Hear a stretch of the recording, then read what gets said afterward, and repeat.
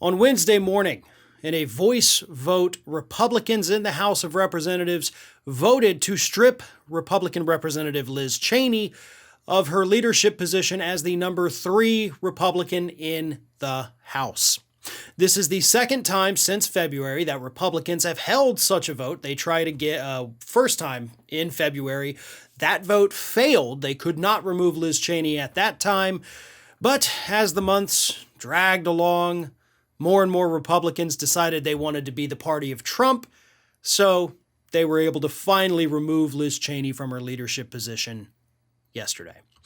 Here's the thing. This does not mean, by the way, that Liz Cheney is out of the Republican Party. It does not mean that she is out of the House of Representatives. It just means that she doesn't hold that particular leadership position anymore. She has not been stripped of her committee assignments like Marjorie Taylor Greene was. Just doesn't have the leadership position. That's it. They're going to put forward a new name. It's most likely going to be Representative Elise Stefanik. That will be announced on Friday, but Stefanik is the one who is basically getting all the praise. She's been endorsed by multiple people, including McCarthy and Steve Scalise. So it's going to be Stefanik unless something dramatic happens in that time. What does this all mean? It means that the Republican Party is dead. The Republican Party, as we used to know it, is gone, cannot be saved. This is going to create a fracture within the party that is probably unfixable. And we know that because Politico reported yesterday, before the vote took place, that there were plenty of Republicans in the House behind the scenes warning McCarthy against voting out Liz Cheney. So that's a problem, right?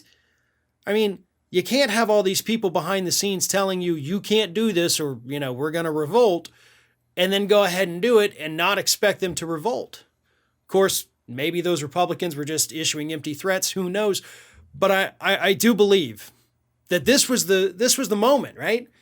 This is most likely going to act as the catalyst that kind of finishes off the Republican Party, I think. I do believe that is the point that we're at. I do believe that this, we're going to look back. Let me put it this way. We're going to look back in time. That's going to be the moment, right? That particular moment, voting out Liz Cheney, is when the major fissure formed. We'll have to wait and see, though. Maybe the party heals itself.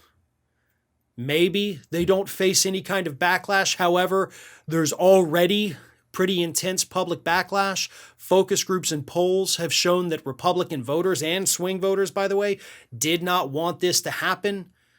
So the Republican Party, by doing this, went against their own people, went against the swing voters that they have to win over to win elections, but they did it anyway. So best of luck with that. You've just pissed everybody off. You pissed off members of your own party inside of Congress too.